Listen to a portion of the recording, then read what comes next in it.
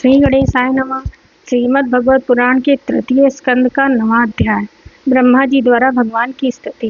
ब्रह्मा जी ने कहा, प्रभु आज बहुत समय के बाद मैं आपको जान सका हूँ। अहो, कैसे दुर्भाग्य की बात है कि देहधारी जीव आपके स्वरूप को नहीं जान पाते। भगवान, आपके सिवा और कोई वस्तु नहीं है। जो वस्तु प्रतीत होती है वह भी स्वरूपता सत्य नहीं है, क्योंकि माया के गुणों के क्षुभित होने के कारण केवल आप ही अनेक रूपों में प्रतीत हो रहे हैं। देव, आपकी चित्त शक्ति के प्रकाशित होने के कारण अज्ञान आपसे सदा ही दूर रहता है। आपका ये रूप, जिसके नाभि कमल से मैं प्रकट हुआ हूँ, सैकड़ों अवतारों का मूल कारण है। इसे आपने सत्पुरुषों पर कृपा करने के लिए ही पहले प्रकट किया है। परमात्मन प्रकट किया है। परमात्मन, आपका जो आनंद मात्र भेद रहित अखंड तेजमय स्वरूप है, उसे मैं इससे भिन्न नहीं समझता। इसलिए मैंने विश्व की रचना करने वाले होने पर भी विश्वातीत आपके इस अद्वितीय रूप की ही शरण ली है। यही संपूर्ण भूत और इंद्रियों का भी अधिष्ठान है। हे विश्व कल्याण में, मैं आपका उपासक हूँ। आपने मेरे हित के लिए ही मुझे ध्यान में अपना ये रूप दिखलाया है। जो पापात्मा विषयासक्त जीव है, वे ही इसका अनादर करते हैं। मैं तो आपकी उसी रूप में बार बार नमस्कार करता हूँ। मेरे स्वामी, जो लोग वेद रूप वायु से लाई हुई आपके चरण रूप कमल कोश की गंध को अपने कर्णपुटों से ग्रहण करते हैं, उन अपने भक्तजनों के हृदय कमल से आप कभी दूर नहीं होते, क्योंकि वे पराभक्ति रूप डोरी से आपके पाद पद्मों को बांध लेते हैं। जब तक पुरुष आपके अभय पद चरण चिन्हों का आश्रय नहीं लेता, तभी तक उसे धन, घर और बंधुजनों के कारण प्राप्त होने वाले भय, शोक, लालसा, दीनता और अत्यंत लोभ आदि सताते हैं, और तभी तक उसे मेरेपन का दुराग्रह रहता है, जो दुख का एकमात्र कारण है। जो लोग सब प्रकार के अमंगलों को नष्ट करने वाले आपके श्रवण कीर्तन आदि प्रसंगों से इंद्रियों को हटाकर लेस मात्र विषय सुख के लिए दीन और मन ही मन लालायित होकर निरंतर दुष्कर्मों में लगे रहते हैं, उन बेचारों की बुद्धि देव ने ही हर ली है। अच्युत उर्क्रम इस प्रजा को भूख, प्यास, वात, पित्त, कफ, सर्दी, गर्मी, हवा और वर्षा से परस्पर एक दूसरे से तथा कामाग्नि और दुस्साह क्रोधों से बार बार कष्ट उठाते देखकर मेरा मन बड़ा खिन्न होता है। स्वामी, जब तक मनुष्य इंद्रिय और विषय रूपी माया के प्रभाव से आपसे अपने को भिन्न देखता है, तब तक उसके लिए ये संसार चक्र की निवृत्ति नहीं होती। यद्यपि यह मिथ्या है, तथापि कर्म फल भोग का क्षेत्र होने के कारण उसे नाना प्रकार के दुखों में डालता रहता है। देव, औरों की तो बात क्या कहें, जो साक्षात मुनि हैं, वे भी यदि आपके कथा प्रसंग में से विमुख रहते हैं तो उन्हें संसार में फंसना पड़ता है।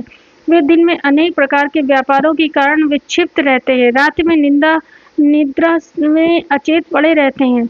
उस समय भी तरह तरह के मनोरथों के कारण क्षण क्षण में उनकी नींद टूटती रहती है, तथा देववश उनकी अर्थ सिद्धि के सब उद्योग भी विफल होते रहते हैं। नाथ, आपका मार्ग केवल गुण श्रवण से ही जाना जाता है। आप निश्चय ही मनुष्यों के भक्ति योग के द्वारा परिशुद्ध हुए हृदय कमल में निवास करते रहते हैं। पुण्य श्लोक प्रभु, आपके भक्तजन जिस जिस भावना से आपका चिंतन करते हैं, उन साधु पुरुषों पर अनुग्रह करने के लिए आप वही रूप धारण कर लेते हैं। भगवान, आप एक हैं तथा संपूर्ण प्राणियों के अंतःकरण में स्थित उनके परम हितकारी अंतरात्मा है। इसलिए यदि देवता भी हृदय से तरह तरह की कामनाएं रखकर भांत भांत की विपुल सामग्रियों से आपका पूजन करते हैं, तो उससे आप उतने प्रसन्न नहीं होते जितने सब प्राणियों पर दया करने से होते हैं। किंतु वह सर्वभूत दया असत पुरुषों को अत्यंत दुर्लभ है। जो कर्म आपको अर्पण कर दिया जाता है, उसका कभी नाश नहीं होता, वह अक्षय हो जाता। अतः नाना प्रकार के कर्म, यज्ञ, दान, कठिन तपस्या और व्रत आदि के द्वारा आपकी प्रसन्नता प्राप्त करना ही मनुष्य का सबसे बड़ा कर्म फल है, क्योंकि आपकी प्रसन्नता होने पर ऐसा कौन फल है जो सुलभ नहीं हो जाता। आप सर्वदा अपने स्वरूप के प्रकाश से ही प्राणियों के भेद भ्रम रूप अंधकार का नाश करते रहते तथा ज्ञान के अधिष्ठान साक्षात परम पुरुष हैं। मैं आपको नमस्कार करता हूँ। संसार की उत्पत्ति, स्थिति और संसार के निमित्त से जो माया की लीला होती है, वह आपका ही खेल है। अतः आप परमेश्वरों को मैं बार बार नमस्कार करता हूँ। जो लोग प्राण त्याग करते समय आपके अवतार, गुण और कर्मों की सूची करने वाले देवकी नंदन, जनार्दन, कंस निकंदन आदि नामों का विवश होकर भी उच्चारण करते हैं, वे अनेकों जन्मों के पापों से तत्काल छूटकर मायावी आवरणों से रहित ब्रह्म पद प्राप्त करते हैं। आप नित्य अजन्मा हैं, मैं आपकी शरण लेता हूँ भगवान। इस विश्व वृक्ष के रूप में आप ही विराजमान हैं। आप ही अपनी मूल प्रकृति की स्वीकार करके जगत की उत्पत्ति, स्थिति और प्रलय के लिए मेरे, अपने और महादेव जी के रूप में 3 प्रधान शाखाओं में विभक्त हुए हैं और फिर प्रजापति एवं मनु आदि शाखाओं के रूप में फैलकर बहुत विस्तृत हो गए हैं। मैं आपको नमस्कार करता हूँ भगवान।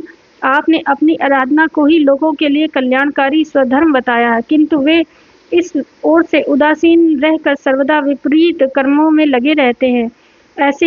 ऐसी प्रमाद की अवस्था में पड़े हुए इन जीवों की जीवन आशा को जो सदा सावधान रहकर बड़ी शीघ्रता से काटता रहता है, वह बलवान काल भी आपका ही रूप है। मैं उसे नमस्कार करता हूँ। यद्यपि मैं सत्यलोक का अधिष्ठाता हूँ, जो 2 पदार्थ पर्यंत रहने वाला और समस्त लोगों का वंदनीय है, तो भी आपके इस काल रूप से डरता रहता हूँ। इससे बचने और आपको प्राप्त करने के लिए ही मैंने बहुत समय तक तपस्या की है। आप ही अधियज्ञ रूप से मेरी यह तपस्या के साक्षी हैं। मैं आपको नमस्कार करता हूँ। आप पूर्ण काम है, आपको किसी विषय सुख की इच्छा नहीं है, तो भी आपने अपनी बनाई हुई धर्म मर्यादा की रक्षा के लिए पशु, पक्षी, मनुष्य और देवता आदि जीवन योनियों के में अपनी ही इच्छा से शरीर धारण कर अनेकों लीलाएं की हैं। ऐसे आप पुरुषोत्तम भगवान को मेरा नमस्कार है। प्रभु, आप अविद्या, अस्मिता, राग, द्वेष और अधिनिवेश 5 में से किसी के भी अधीन नहीं है। यद्यपि इस समय जो सारे संसार को अपने उदर में लीन कर भयंकर तारंगमालाओं से विक्षुब्ध प्रलयकालीन जल में अनंत विग्रह को कोमल सैया पर शयन कर रहे हैं, वह पूर्व कल की कर्म परंपरा से आश्रमित हुए जीवों को विश्राम देने के लिए ही है। आपके नाभि कमल स्वरूप भवन से मेरा जन्म हुआ है। यह संपूर्ण विश्व आपके उदर में समाया हुआ है। आपकी कृपा से ही मैं त्रिलोकी की रचना रूप काल से प्रवृत्त हुआ हूँ। इस समय योग निद्रा का अंत हो जाने के कारण आपके नेत्र कमल विकसित हो रहे हैं। आपको मेरा नमस्कार है। आप संपूर्ण जगत के एकमात्र सुहृदय और आत्मा हैं तथा शरणागतों पर कृपा करने वाले। अतः अपने जिस ज्ञान और ऐश्वर्य से आप विश्व को आनंदित करते हैं, उसी से मेरा बुद्धि को भी युक्त करें, जिससे मैं पूर्व कल्प के समय इस समय भी जगत की रचना कर सकूं। आप भक्त वत्स कल्पतरु हैं।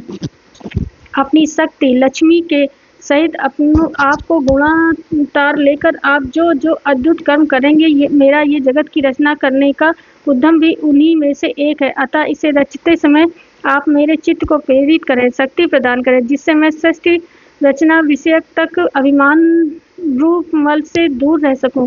प्रभु, इस प्रलयकालीन जल में शयन करते हुए आप अनंत शक्ति परम पुरुष के नाभि कमल से मेरा प्रादुर्भाव हुआ है और मैं हूँ आपकी ही विज्ञान शक्ति। अतः इस जगत के विचित्र रूप का विस्तार करते समय आपकी कृपा से मेरी वेद रूप वाणी का उच्चारण लुप्त न हो। आप अपार करुणामय पुराण पुरुष हैं। आप परम प्रेममयी मुस्कान के सहित अपने नेत्र कमल खोलिए और शेष सैया से उठकर विश्व के उद्भव के लिए अपनी सुमधुर वाणी से मेरा विषाद दूर कीजिए। श्री मैत्रेय जी कहते हैं, विदुर जी, इस प्रकार तब विद्या और समाधि के द्वारा अपने उत्पत्ति स्थान श्री भगवान को देखकर तथा अपने मन और वाणी की शक्ति से के अनुसार उनकी स्तुति कर ब्रह्मा जी थके से होकर मौन हो गए। श्री मधुसूदन भगवान ने देखा कि ब्रह्मा जी इस प्रलय जल राशि से बहुत घबराए हुए हैं तथा लोक रचना के विषय में कोई निश्चित विचार न होने के कारण उनका चित्त बहुत खिन्न है। तब उनके अभिप्राय को जानकर वे अपनी गंभीर वाणी से उनका खेद शांत करते हुए कहने लगे। श्री भगवान ने कहा, वेद धर्म, तुम विषाद के वशीभूत और आलस्य न करो, सृष्टि रचना के उद्यम में तत्पर हो जाओ। तुम मुझसे जो कुछ चाहते हो उसे तो मैं पहले ही कर चुका हूँ। तुम एक बार फिर तप करो और भगवान का ज्ञान अनुष्ठान करो। उनके द्वारा तुम सब लोगों को स्पष्टतया अपने अंतःकरण में देखोगे। फिर भक्ति युक्त और समाहित चित्त होकर तुम संपूर्ण लोक और अपने में मुझको व्याप्त देखोगे तथा मुझ में संपूर्ण लोक और अपने आप को देखोगे। जिस समय जीव काष्ठ में व्याप्त अग्नि के समान समस्त भूतों में मुझे ही स्थित देखता है, उसी समय वह अपने अज्ञान रूप मल से मुक्त हो जाता है। जब वह अपने को भूत, इंद्रिय, गुण और अंतःकरण से रहित तथा स्वरूपता मुझ में अभिन्न देखता है, तब मोक्ष प्राप्त कर लेता है। ब्रह्मा जी, नाना प्रकार के कर्म संस्कारों के अनुसार अनेक प्रकार की जीव सृष्टि की रचना की इच्छा होने पर भी तुम्हारा चित्त मोहित नहीं होता। ये मेरी अतिशय कृपा का ही फल है। तुम सबसे पहले मंत्र दृष्टा हो। प्रजा उत्पन्न करते समय भी तुम्हारा मन मुझ में ही लगा रहता है। इसी से पाप में रजोगुण तुमको बांध नहीं पाता। तुम मुझे भूत, इंद्रिय, गुण और अंतःकरण से रहित समझते हो। इससे जान पड़ता है कि यद्यप देहधारी जीवों का मेरा ज्ञान होना बहुत कठिन है, तदपि तुमने मुझे जान लिया है। मेरा आश्रय कोई है या नहीं, इस संदेह से तुम कमल नाल के द्वारा जल में उसका मूल खोज रहे थे, सो मैंने तुम्हें अपना ये स्वरूप अंतःकरण में ही दिखलाया है। प्यारे ब्रह्मा जी, तुमने जो मेरी कथा के वैभव से युक्त मेरी स्तुति की है और तपस्या में जो तुम्हारी निष्ठा है, वह भी मेरी ही कृपा का फल है। लोक रचना की इच्छा से तुमने सगुण प्रतीत होने पर भी जो निर्गुण रूप से मेरा वर्णन करते हुए स्तुति की है, उससे मैं बहुत प्रसन्न हूँ। तुम्हारा कल्याण हो। मैं समस्त कामनाओं और मनोरथों को पूर्ण करने में समर्थ हूँ। जो पुरुष नित्य प्रति इस स्त्रोत द्वारा स्तुति करके मेरा भजन करेगा, उस पर मैं शीघ्र प्रसन्न हो जाऊंगा। तत्ववेत्ताओं का मत है कि पूर्त, तप, यज्ञ, दान, योग और समाधि आदि साधनों से प्राप्त होने वाला जो परम कल्याणमय फल है, वह मेरी प्रसन्नता ही है। विधाता, मैं आत्माओं का